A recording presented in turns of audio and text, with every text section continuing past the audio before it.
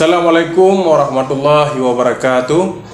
Hamdan syukralillah, salatan wa salaman ala Rasulillah sallallahu alaihi wasallam. Puji syukur mari sama-sama kita panjatkan kepada Allah Subhanahu wa taala, yang mana oleh Allah yang telah memberikan kita kesehatan, umur panjang sehingga kita dapat menjalankan ibadah Ramadan 1446 Hijriah atau bertepatan dengan tahun 2025 Masehi. Selawat bermahkotakan salam kepada baginda Nabi besar Muhammad sallallahu alaihi wasallam, yang mana oleh beliau yang telah membawa umat manusia dari alam kebodohan ke alam yang penuh dengan ilmu pengetahuan seperti yang kita rasakan saat sekarang ini.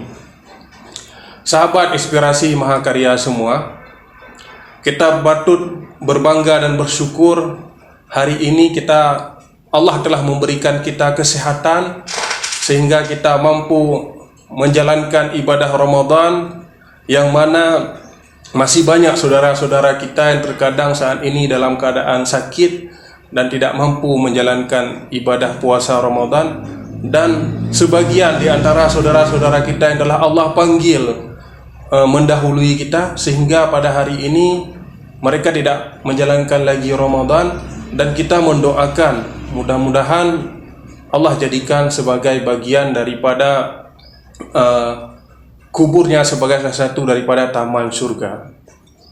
Sahabat inspirasi mahakarya semua, dalam Al-Quran Allah berfirman, ya ayyuhalladzina amanu kutiba alaikumusiyam kama kutiba alal ladzina min qablikum la'allakum tattaqun. Wahai orang-orang yang beriman, diwajibkan atas kamu berpuasa sebagaimana diwajibkan kepada orang-orang sebelum kamu agar kamu bertakwa. Yang intinya adalah la'allakum tattaqun, yaitu puasa ini adalah menjadikan kita sebagai salah satu hamba yang dengan titel la'allakum tattaqun, yaitu hamba yang bertakwa. Sahabat inspirasi mahakarya semua, hari ini syukur kepada Allah, Allah memberikan anugerah terindah dalam hidup kita, yang mana anugerah terbesar itu adalah Allah menjadikan kita sebagai salah satu daripada mukmin, salah satu orang-orang yang beriman, sebagai salah satu orang-orang yang beragama Islam, yang mana anugerah tersebut terkadang tidak didapatkan oleh orang-orang yang selain daripada kita yang ada hari ini. Seperti contoh, Nabi Muhammad SAW meminta agar pamannya masuk ke dalam Islam. Nabi Ibrahim meminta agar ayahnya masuk ke dalam Islam. Nabi Nuh meminta agar anak dan istrinya masuk ke dalam Islam. Tapi Allah tidak menjadikannya sebagai mukmin, dan Allah tidak menjadikannya sebagai salah satu Islam. Maka nikmat terbesar dalam hidup kita adalah ketika kita tidak meminta Islam, maka Allah memberikannya kepada kita. Walaupun masih banyak di antara kita hari ini yang masih saja kurang bersyukur, masih saja tidak mampu dalam menjalankan perintah daripada Allah Subhanahu wa taala. Hari ini kalau kita melihat berbicara soal Islam, ada di dalam konteks Islam itu adalah keimanan, iman. Qad aflahal, sungguhnya qad aflahal mu'minun, sungguhnya orang-orang mukmin itu qad aflahal mu'minun alladzina hum fi salatihim khashi'un, sungguh mereka dalam menjalankan perintah salat itu dalam keadaan khusyuk. Maka perkara keimanan dalam diri kita hari ini bukan berbicara masalah kita hanya percaya saja terhadap risalah yang dibawa Rasulullah, percaya terhadap Islam, percaya kepada Allah, percaya kepada nabinya, tapi bagaimana mengimplementasikan Islam dalam diri kita. Kita melihat bahwa hari ini banyak saudara-saudara kita yang bekerja misalnya di pasar, yang mampu untuk mengangkat beban bertonton, dan kemudian ketika Allah memanggil dengan sebutan hayya 'alas shalah, akankah mereka bergegas untuk segera menunaikan salat? Dan banyak saudara-saudara kita yang hari ini pergi ke sawah, pergi ke ladang, dan terkadang ketika Allah memanggil dengan sebutan hayya 'alas shalah, apakah mereka langsung untuk melaksanakan ibadah solat? Perkara keimanan adalah perkara panggilan jiwa, yaitu menghayati secara dan mengimplementasi dalam bentuk perbuatan. Kita melihat bahwa terkadang ada saudara-saudara kita yang berprofesi seperti nelayan.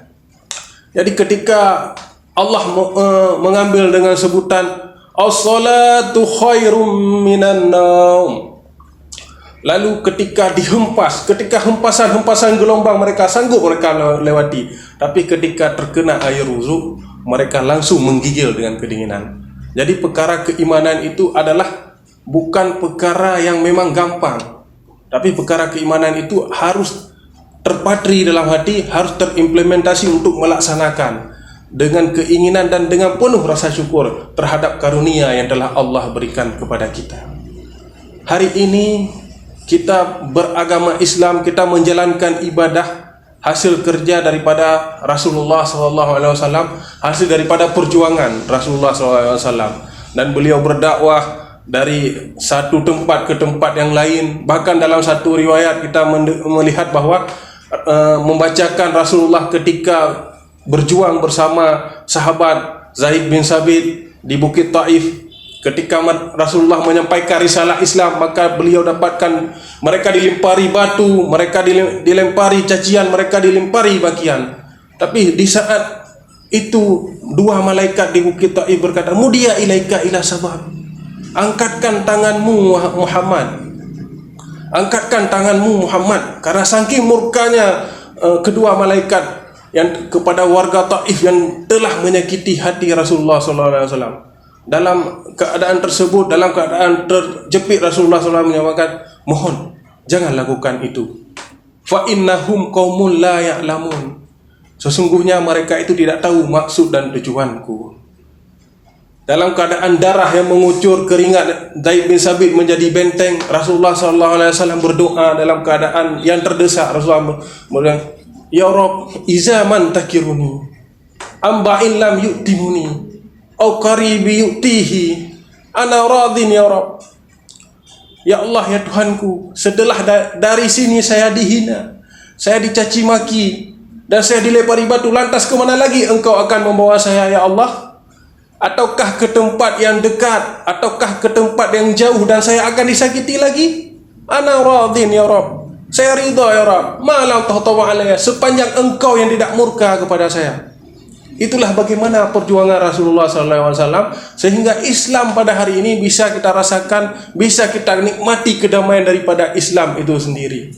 Ma'jural kaum muslimin, sahabat inspirasi mahakarya semua, maka sungguh sebagai seorang Islam, la yu'minu ahadukum hatta yuhibbu li akhihi ma yuhibbu li nafsihi.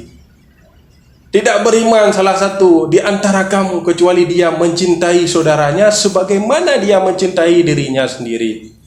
Maka oleh karena itu, kehadiran daripada Islam itu sendiri harusnya menjadi bagian dalam merubah diri kita, menjadikan kita sebagai pribadi yang taat dan patuh terhadap perintah Allah.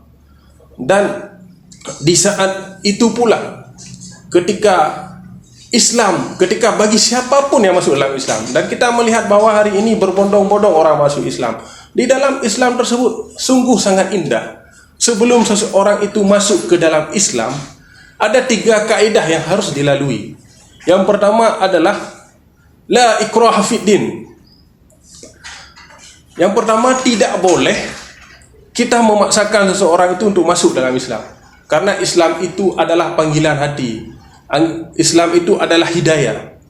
Jadi tidak boleh diiming-imingkan, tidak boleh dipaksakan, dan tidak boleh dijanjikan apapun kepada orang yang ingin masuk ke dalam Islam. Dan yang kedua, tetap menyambung silaturahmi dengan orang tua dan juga dengan kerabat-kerabat walaupun mereka masih dalam keadaan non-muslim. Artinya, dikalau didapati misalnya orang tua masih dalam keadaan non-muslim dan kita sudah masuk ke dalam Islam, maka tetap menyambung silaturahmi. Jika ada kemudahan rezeki, jika ada kemudahan kita dalam hal memberikan bantuan, maka kita tetap berinteraksi seperti mana biasanya, dan kita doakan mudah-mudahan mereka mendapatkan hidayah sebagaimana kita mendapatkan hidayah. Dan selanjutnya, dan tidak hanya bagi non-muslim saja, dan tidak hanya bagi mu'alaf saja, dan kita hari ini terutama yang sudah memeluk agama Islam dan sudah menjadi bagian daripada Islam, jikalau kita dapati misalnya orang-orang yang dihimpit dengan kesusahan, maka segeralah kita membantunya. Karena dalam Ibnu Qayyim Al-Zawjiyah dalam kitab Miftah Darus Sa'adah, beliau menyebutkan bahawa boleh jadi saat engkau tertidur lelap, ribuan doa-doa kebaikan mengalir untukmu, dari doa orang yang dihimpit kesusahan yang engkau tolong, dari orang yang lapar yang engkau bantu, dari orang yang membutuhkan bantuan yang segera engkau bantu, dan dalam seorang yang berpapasan denganmu yang engkau berikan senyuman. Maka janganlah sekali-kali engkau meremehkan kebaikan. Dan terutama bagi kita hari ini yang Allah karuniakan nikmat dan yang Allah karuniakan, kita patut untuk terus berbakti kepada kedua orang tua kita. Jikalau kita dapati orang tua kita hari ini dalam keadaan sakit, maka bersegeralah kita untuk menjenguk, karena kita hari ini adalah bagian dari kerja keras mereka, karena kita hari ini adalah bagian dari doa-doa mereka. Maka mereka tidak butuh pengabdian yang besar, cukup dengan kita datangi, kita jenguk dan kita sampaikan. Dan kita hari ini terkadang terlena dan kita lupa terhadap mereka. Di saat kita sudah memiliki keluarga baru dan saat kita sedang asik-asiknya dengan anak dan istri kita, maka yang mereka butuhkan tidak hanya dalam hal kapasitas kehadiran kita, tapi mintalah doa dari mereka, karena kesuksesan dan keberhasilan kita hari ini adalah bagian daripada doa kita. Dan yang ketiga adalah kaidah yang ketiga, ketika seseorang itu sudah masuk ke dalam Islam, maka tidak boleh baginya untuk keluar masuk dalam Islam. Karena di dalam surat Al-Luqman Allah berfirman, dan Luqman ini adalah salah satu orang yang nabi dan bukan rasul, tapi diceritakan dalam Al-Quran. Wa isqala Luqmanu libnihi wa huwa ya'idhuhu ya bunayya la tusyrik billah inna syirka huwal ladzulmun adzim. Ya bunayya, wahai anakku, la tusyrik billah, janganlah engkau mensekutukan Allah, karena sesungguhnya menyekutukan Allah adalah kezaliman yang sangat besar. Maka sungguh ketika seseorang itu sudah berada dalam Islam, maka dia harus komit untuk menjalankan ibadah dan puasa ataupun salat 5 waktu dan ibadah-ibadah lainnya yang diperintahkan dalam Islam. Dan mudah-mudahan Allah karuniakan kepada kita, dan Allah memberikan kita dan saudara-saudara kita itu sebagai bagian dari, dan Allah panggil kita semua dengan sebutan ya ayyatuhan nafsul mutmainnah irji'i ila rabbiki radiyatan mardiyah fadkhuli fi ibadi wadkhuli jannati. Ya ayyuhan nafsul mutmainnah irji'i, kembalilah, ila rabbiki radiyatan mardiyah fadkhuli fi ibadi, maka masuklah kamu ke dalam golongan hamba-hambaku yang beribadah. Wadkhuli jannati, masuklah kamu ke dalam surga.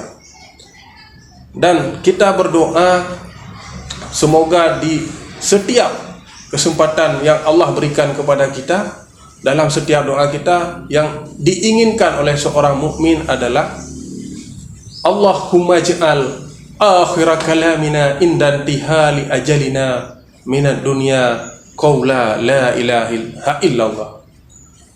Dan kita meminta kita hidup dalam keadaan Islam, maka kita mati pun dalam keadaan Islam. Maka sungguhlah Islam itu menjadi rahmatan lil alamin bagi diri kita hari ini dan juga bagi alam sekian. Hadanallahu yakum ajmain. Assalamualaikum warahmatullahi wabarakatuh.